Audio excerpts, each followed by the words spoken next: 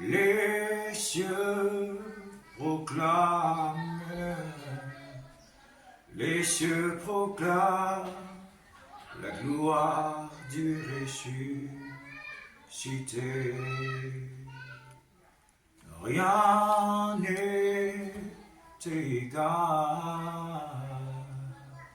rien n'est égal à la bonté du Seigneur.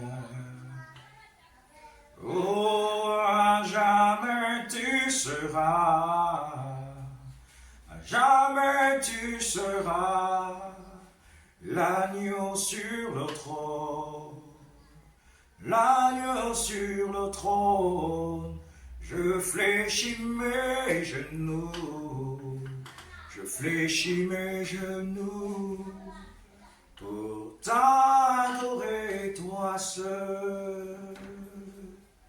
Père Saint, je te rends la gloire, merci pour ta bonté, merci Père pour ta fidélité, merci Père pour ce moment de partage. Je prie au nom de Jésus-Christ, Emmanuel, que ces paroles touchent un homme, touchent une femme, touchent cette nouvelle génération. Que tu t'es choisi pour ta gloire. Je te loue, je te rends la gloire. Toi le Dieu fidèle, Shiloh, qui est dans les cieux, qui opère sur la terre, qui opère dans le ciel, qui opère dans l'air, qui opère dans le monde invisible et dans le monde matériel. Je viens te dire merci parce que tu es digne de remerciement à cause de ta bonté. Ce matin, tu as encore renouvelé tes bontés dans la vie d'un homme, dans la vie d'une femme. Je te rends la gloire, Père éternel, pour ces temps de partage dans ta parole. Alors que le roi David pouvait dire que tu dressais devant lui une table en face de ses adversaires. Père, mes adversaires sont nombreux, mais dans ta table il y a la vie.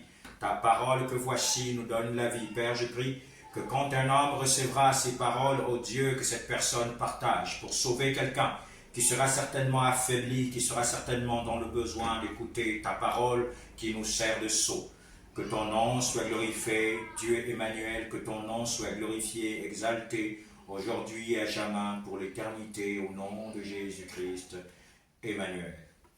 Alors, aujourd'hui, certainement, tu recevras encore une bonne nouvelle. Et notre bonne nouvelle se repose dans la parole de Dieu. Cette parole qui est certaine, plus efficace qu'une épée à double lame.